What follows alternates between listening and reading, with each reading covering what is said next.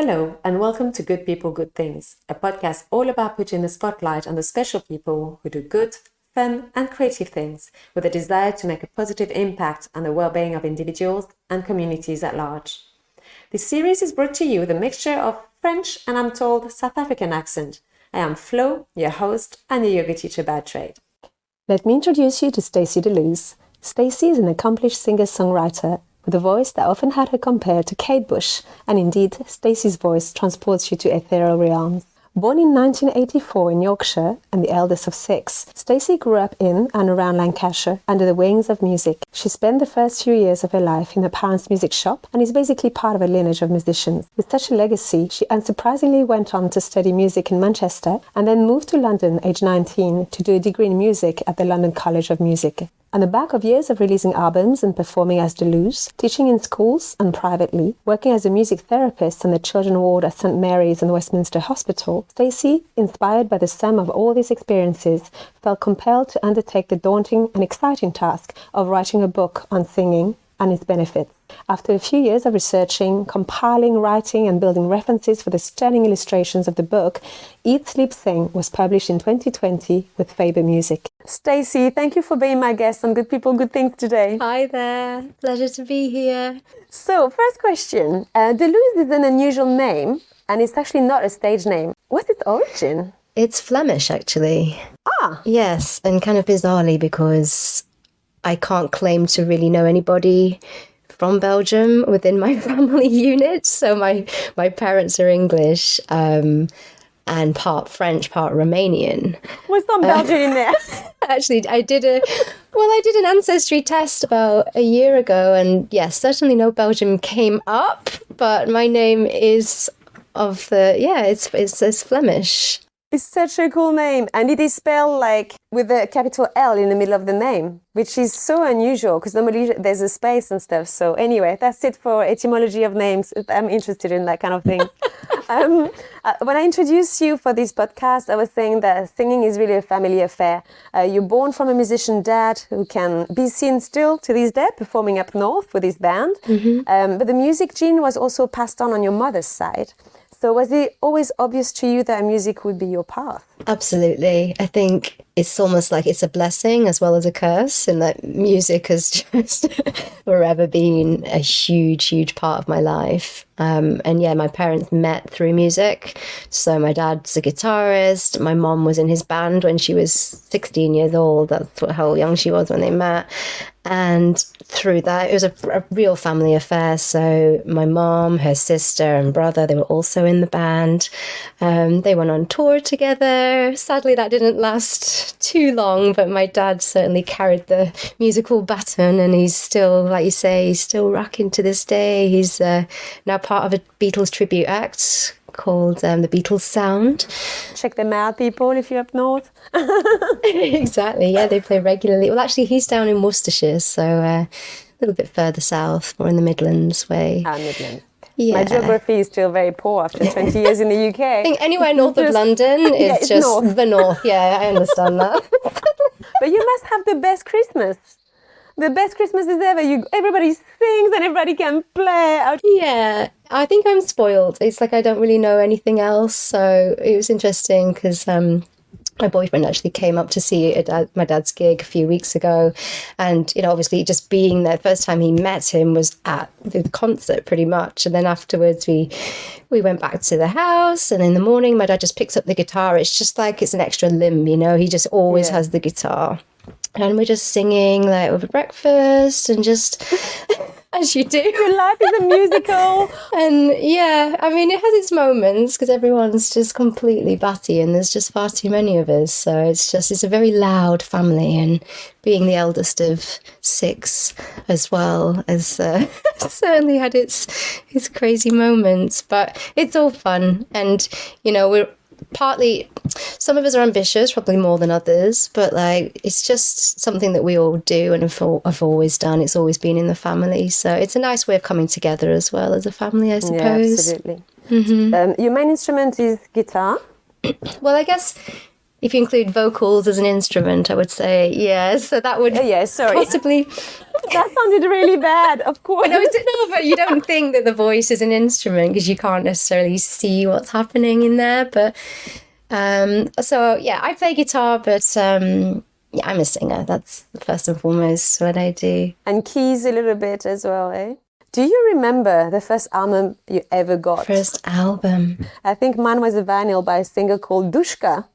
And she was singing about Mickey and Donald. And anyway, I was probably 6 or something. I'm not sure I'm old enough or young enough to have received a vinyl as my first record, but certainly I was listening to Mum's vinyls growing up. So we definitely had a lot of Kate Bush and Michael Jackson, Prince in the house. But personally, like to have saved up my own pocket money and bought my own CD was probably something really cheesy, like the South Park soundtrack or something like that. You know, when you're 10 years old, you're like, this is that just rings a bell to me. Yeah. And also, do you remember Brandy and Monica? How does that go? They had this song called The Boy Is Mine.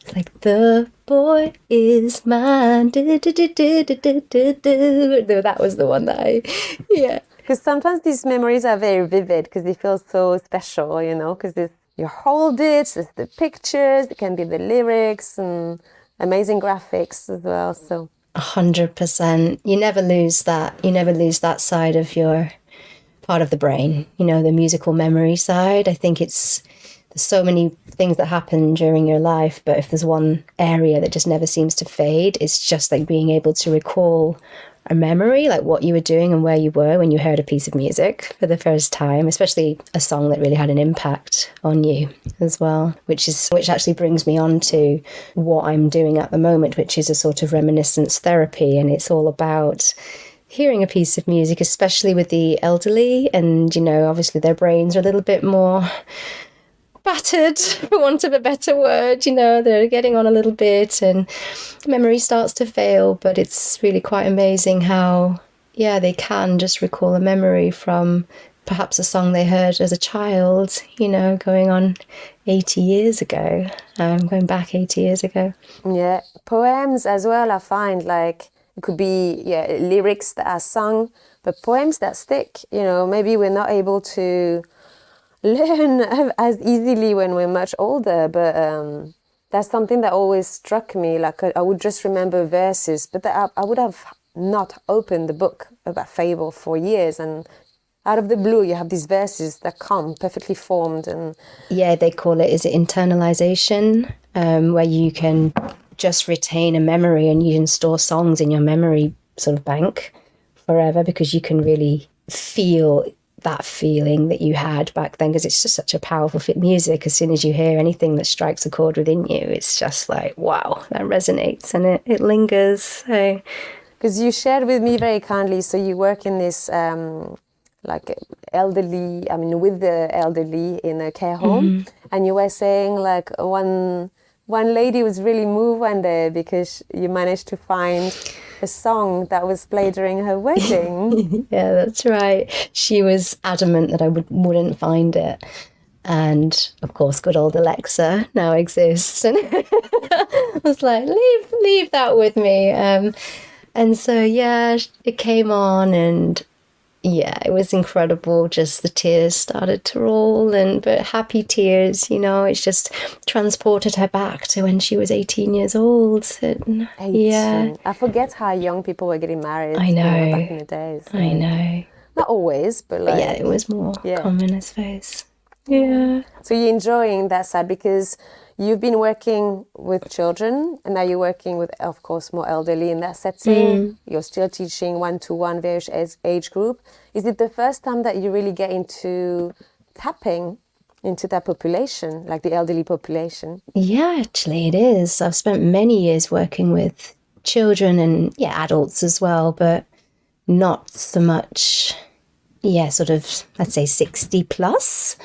But to be honest, like even when I'm teaching the elderly, the lesson plan is the same as what it would be if I was teaching a child, and just sort of keeping an eye on their behavior patterns and energy levels, and just looking at even their complexion, you can see that it's like a therapy, no matter how old you are. And it's really kind of enlightening to see the elderly responding in a way that a child would.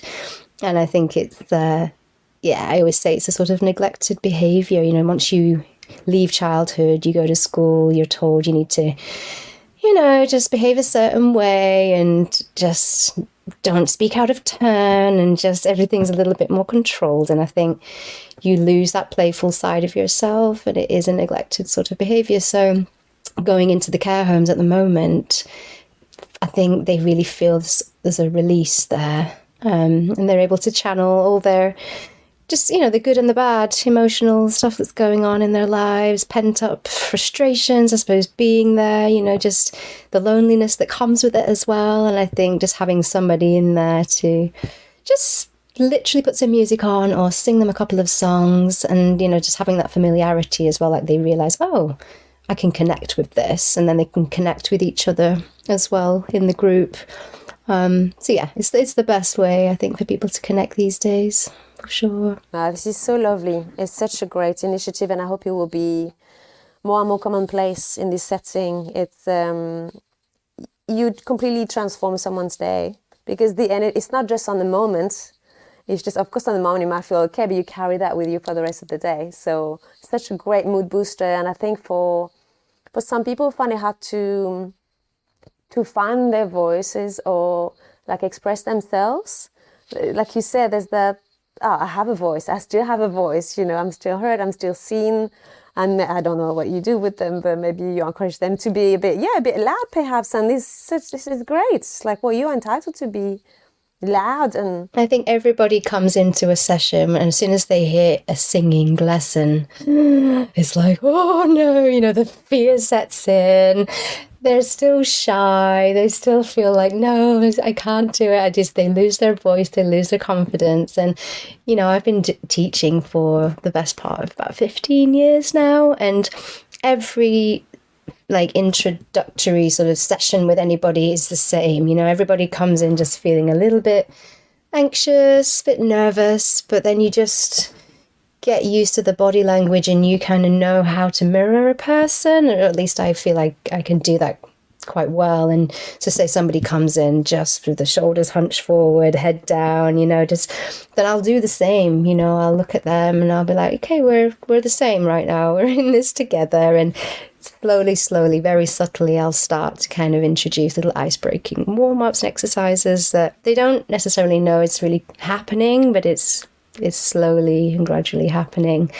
And literally after the first session, you see they're like, I want more, I'm so into this. And it's lovely to see. It just doesn't take long to break the ice, That's great. But I think as we grow up, we have all this inhibition, and if we come for a singing lesson, we almost assume that we should sing well already. I get that in yoga. People are like, oh yeah, but I can't come to yoga because I'm not flexible. And I'm like, but you come to yoga and you become, and you might actually discover you're not as, I don't know, tight or as whatever, weak as you think. I think we're just all control freaks, aren't we? We all just want everything to be just right. We want to do it right. And I think with singing, it's like almost reclaiming the fact that maybe we go off, but that's okay. It's like, are you having fun in the process? Exactly. And knowing that you've got somebody in that room with you who isn't judging you, and who's just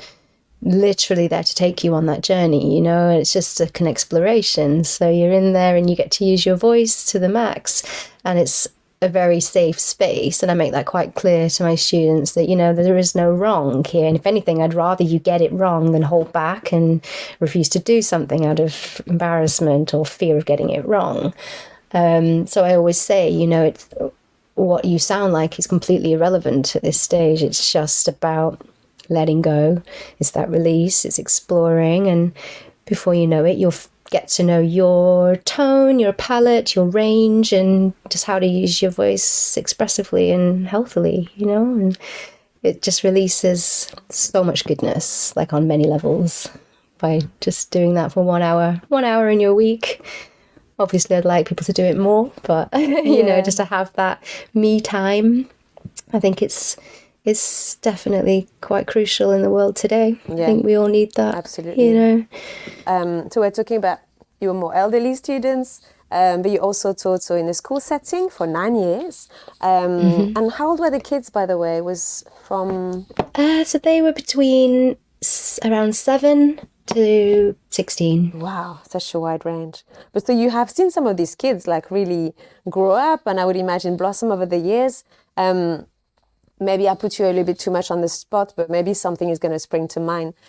What are the most striking elements of transformation you got to witness in these young adults? Well, that's an interesting question, because it tends to go one way and then the other. So you meet a child who's just has the ability to just be free and expressive with no real sort of self-conscious issues, and they really do seem to shine early on because they're just having fun, because that's what it should all be about ultimately. You know, you sing, you dance, you make music because it's joyful and it's fun and it's something beautiful to do with people as well as with yourself. So that all goes really well. There's not a lot of pressure on, but then suddenly there's certain challenges that you face, you know. So you might be like, oh, we have a concert coming up. Shall we start preparing and, you know, practicing lines, and you have your own little solo bit to learn, or you may have an exam at school if we do graded stuff. And it's interesting to see which of them embrace that and the ones that start to kind of retreat a little and shy away. And it's all just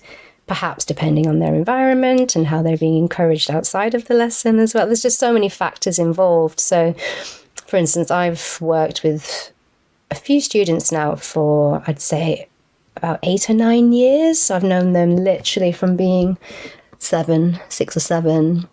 And yeah, they've gone through many transformations, many changes. So yeah, I think it's really common, obviously, once you hit an age of puberty and just outside influence with social media and all this stuff. And a lot of students, they do tend to be like, oh, I don't even like singing anymore. I don't want to do it. And they start to drag their heels a little bit. But then you just you work with them, and you've got to find other ways of making it fun and just engaging. And yeah, they have broken through that barrier, and then they once again kind of start to own their voices. So yeah, it's a roller coaster ride, I'll tell you that. And I'm sure as well, like purely talking about the tone of the voice, like just hearing the difference between like a child's voice to a more like mature voice must be amazing. Even more if you have male students. A boy. Because it's just the transformation is even more obvious.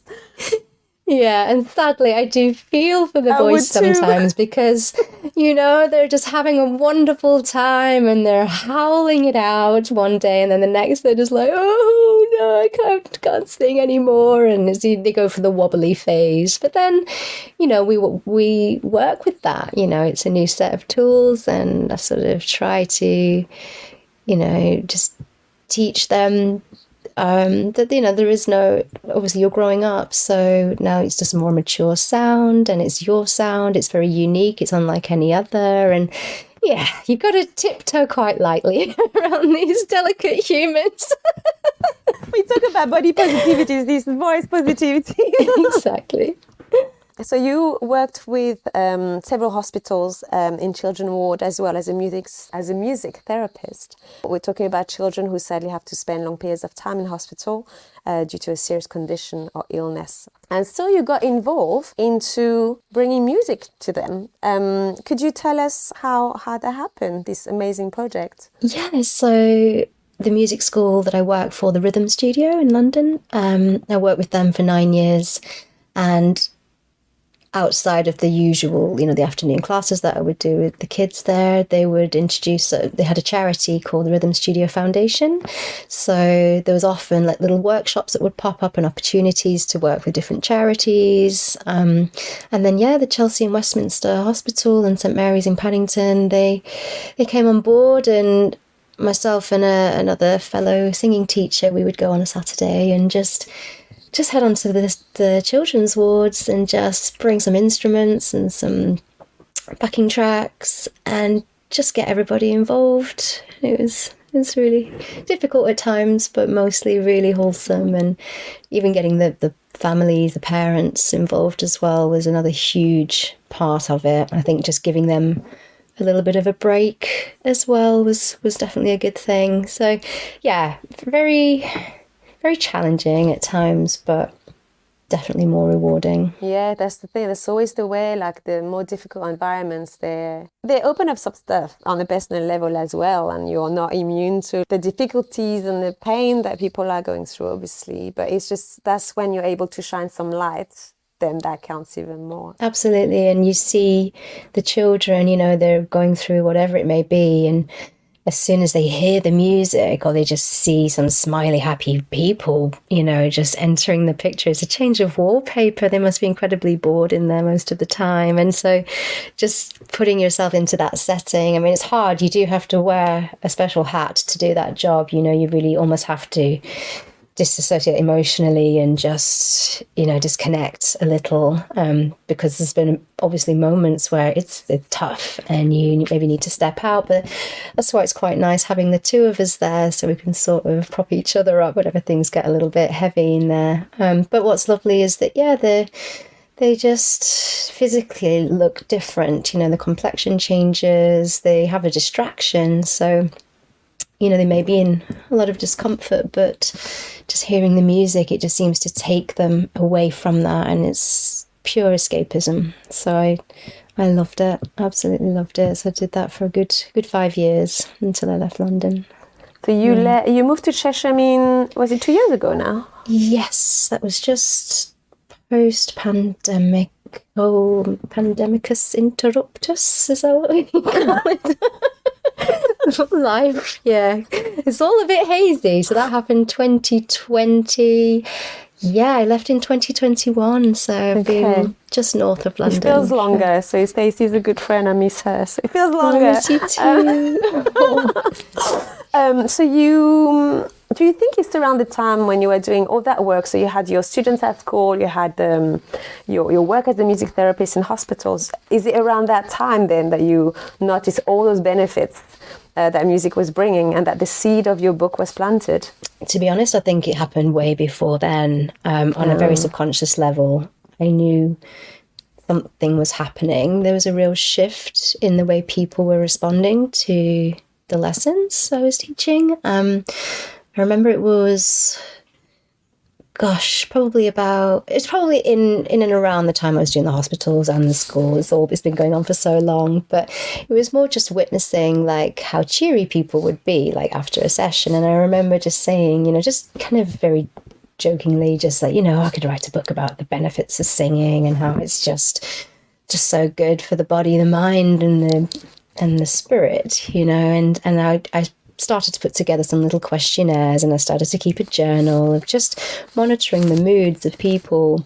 And, the feedback that I got was just always just very shocking, very surprising. People would say like they have no ambition to really be a musician or a singer, but they just can't seem to get enough of these classes. And it's just because it's improving the quality of their lives. And they're like, I can't really say why and how that's happening just by singing for an hour a week.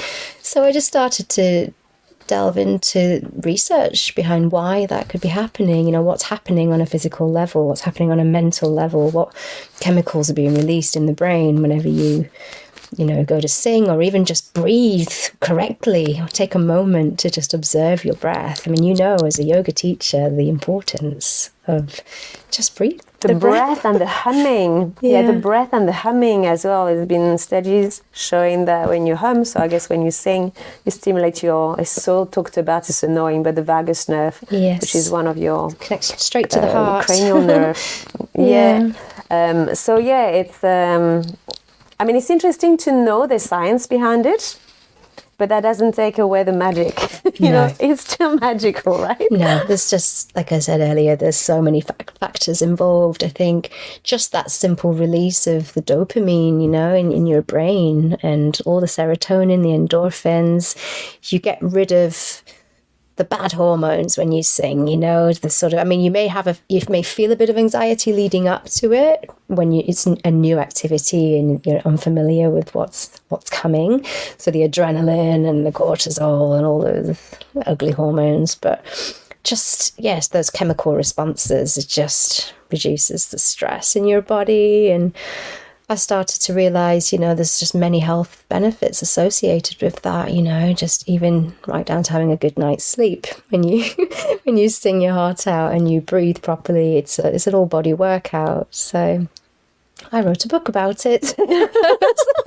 So guys, okay, I'll put a link if I have to. No, I will definitely put a link in the caption. So we mentioned earlier you're based in Chesham and you teach privately, either in person or online. You also have this group in the care home. How are you finding dealing with the group dynamic as opposed to one-to-one? It's different.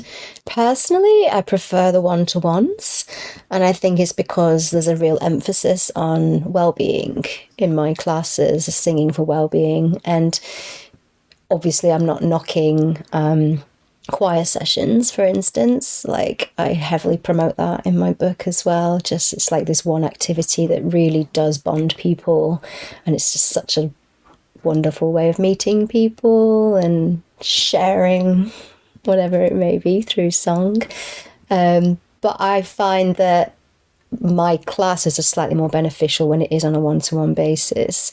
However, saying that, it just depends, because every session is so different. So it's, you know, there's never one session that's the same. You might just have someone say, oh, we've just got we're in a band and we want to work on some harmonies, so can we just like lock those in? Or there might be a small group within the school, or obviously doing the care home workshops, it's a group there, and that's really lovely because we also have a sort of bit of a natter as well in between songs, and it's nice to talk about the music. And, you know, there's little branches that come off of the conversation, so you might be like, oh, like who knows so and so as a singer, and they were like, oh, I remember hearing him, or going to see him when I was a kid, and, you know, me and my friend would, you know, drink a bottle of wine together over this song, and it's just nice. It opens up a dialogue between people. So lovely.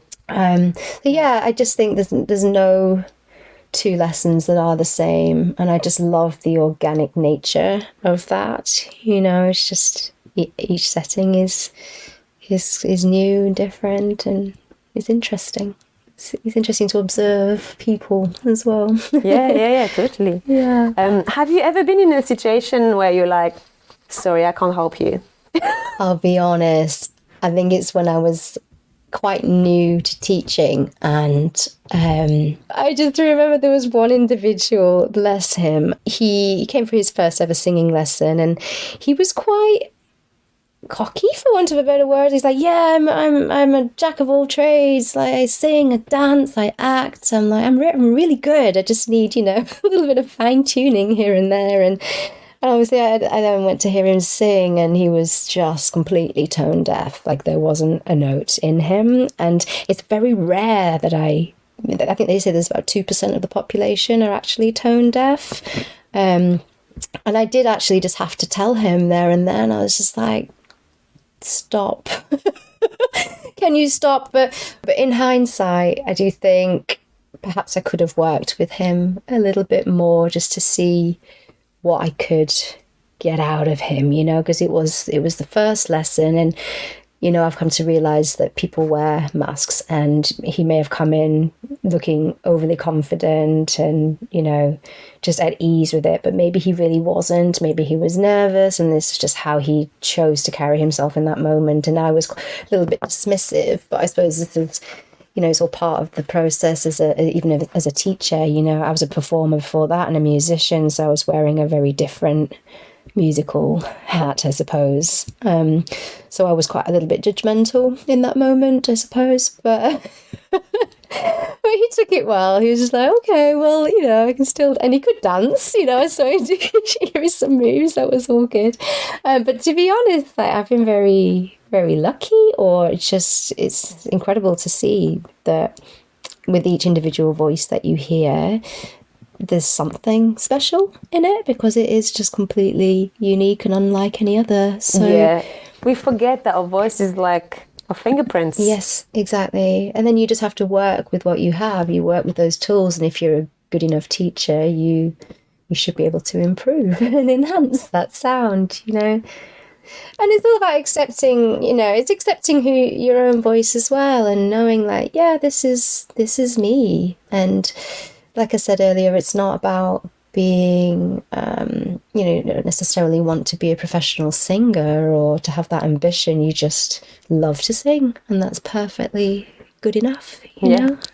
So about your book, 500,000 copies of Eat, Sleep, Sing are to be distributed to every indie bookstore in the country in the lead up to Christmas. You're proud, Mama? I'm pretty proud of that, and just I don't even know. I think even my publisher was kind of taken aback by that, because it was actually voted for by each independent bookstore in the country to feature in this Christmas Books magazine this year. So it wasn't like it was just one person that decided this is going in there. It was like, it was voted for. So that was really a lovely, like, feel good sort of endorsement as well for what I've been striving for. And, you know, I really just, it's just nice to have some visibility around the book, I think, especially because at the time it came out wasn't the best with COVID. I do feel sorry for you because, I mean, you spent quite a few years working, researching that book. It's such a labor of love. I mean, because I know you well, I've been involved in the process, like in terms of like, I would know very regularly what the progresses were or what the setbacks were. So much work has gone into that book, guys.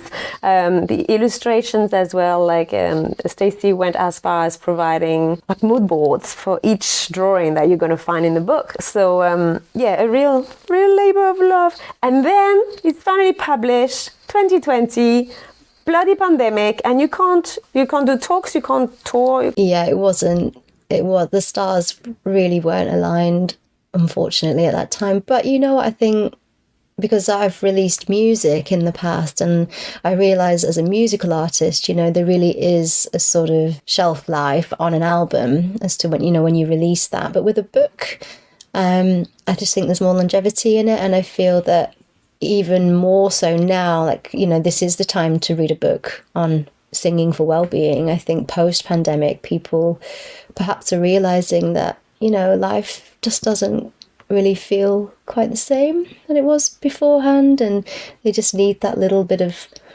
something. It's not really I don't like to call it self-help. I don't like that name for books, but that whole well-being, you understand it as a yoga teacher as well. I think everybody just needs a little bit of something like that in their lives. And obviously Brexit happened as well, so with the pandemic and Brexit, the book couldn't. But that affected your book, obviously. Well, because they couldn't really afford to ship it but it's here. Eat, Sleep, Sing. It is here. It's available. It's in the bookstores, and some stuff are really fun. Like all the warming up exercises, the vocalization, the tongue twisters. Thank you. It's been made to be very accessible for, the singer as much as the non-singer, as well as, trained musicians and teachers alike as well. It's very interactive, so you can just dip in and out of it as and when, and it's fun, and it's easy. That's what it should be. So check it out. Yeah, but you've done such fab work, because to make it look that good and that straightforward, that's hard work. I can't wait to hear your progress, Flo, honestly. I mean, you've had that book for a while now, so I'm looking... Yeah, I'm very good at raising my voice these days with my children. I can tell, I can see you're projecting very well. Yes, using your chest voice nicely. Yeah, I found myself I tend to hum more than I sing, but just often I don't know the lyrics, so that's why. I get to sing and play every single day. That's my job, and I get paid for that, so... I've been blessed. It takes a special somebody to keep that little spark alive in people. It takes a lot to just be so authentic and free, because it comes also with some lifestyle sacrifices at times, There's unpredictability that comes as being, freelance and stuff. So it takes a lot of, willpower to stick to this is what I love doing, and I just forge on. Yeah, and the pros certainly outweigh the cons with that entire setup. You know, it's just sometimes it can be challenging depending on how you're feeling yourself, how I'm feeling on the day. So you do just have to plow on. But interestingly enough, if I'm having an off day or I wake up in a grumpy mood or whatever, I'll think in my head, oh no, and I have to go and put a big smiley face on and teach for the afternoon. And in that moment, I may feel I'm not up for it, but it's just the same as what happens to them. As soon as I arrive into that session, bam, I'm in the zone. My mood is just completely, it's transformed. Like I say, we're mirrors of each other. So that's the beauty of it, I think. You just work with each other. Yeah, and I think I guess for you it's the same, but students often feel like they don't give back.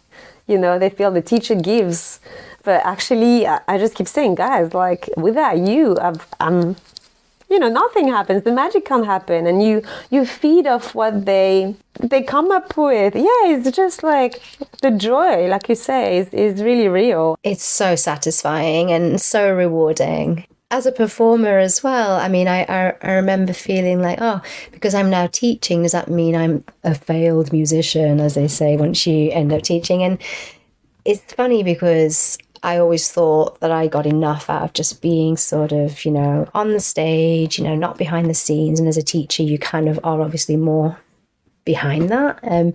But the rewards are just equally the same, quite beneficial. You do get the same sort of satisfaction. So on stage, you're giving and hopefully receiving from your audience as well, if you sound any good. It's the same as a teacher. You're giving and you get what you give, if you're giving it in the right way. And, just working with people, it's just a lovely thing. So yeah, feels good. So, I mean, you seem to have done it all, so I'm still going to ask you the question. What's in store for you now? Are you thinking about performing again? Oh, no. Is that a thing? I'm always thinking of performing again. What holds you back? Come on, get on that stage. No, next year, 2023, I feel, it's time just to get back out there. I've written some more material. So during the lockdown, actually, a friend and I, we wrote a kind of secret EP. We didn't even put our names on it. It was more a cathartic sort of experience. It's just a way for us to just channel what was going on in our crazy little heads at the time. And just we recorded them and we just quickly we rushed it. We put them out, but we didn't really promote the songs so much. I don't really know why. Like I say, I think it wasn't having a goal or an ambition to be like, here we are, this is our new project. It was more, this is just something that we needed to do at that time, and everything just ties in. It's just another form of therapy, whether I'm giving, as a teacher or as a singer, as a composer. So I've sort of just dipped in and out of all these different sort of musical sort of settings.